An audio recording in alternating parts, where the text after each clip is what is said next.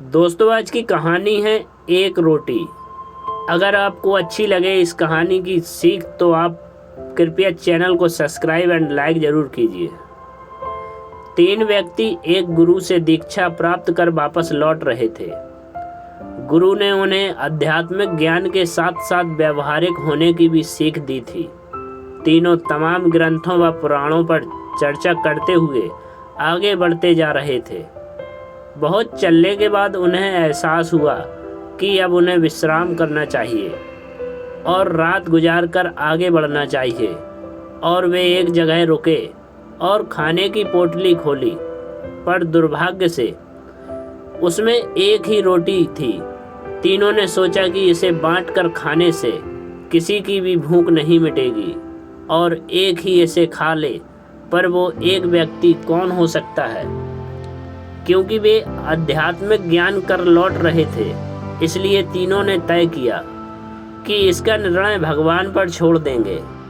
भगवान ही कुछ ऐसा इशारा करेंगे कि हमें समझ में आ जाएगा कि रोटी किसे खानी चाहिए। और ऐसा सोचकर वे तीनों लेट गए। थके होने से जल्द ही सबको नींद आ गई और वे सब सो गए। जब सुबह वे उठे तो पहले व्यक्ति ने कहा, कल रात मेरे सपने में एक देवदूत आए थे और मुझे स्वर्ग की सैर पर ले गए। सचमुच इससे पहले मैंने कभी ऐसे दृश्य नहीं देखा था। असीम शांति और सौंदर्य मैंने हर जगह देखी। और जब मैं अंतिम चरण में था तो सफ़ेद वस्त्र पहने एक महात्मा ने मुझे कहा, पुत्र, ये रोटी लो, इसे प्रसाद समझो और अपनी भूख मिटाओ।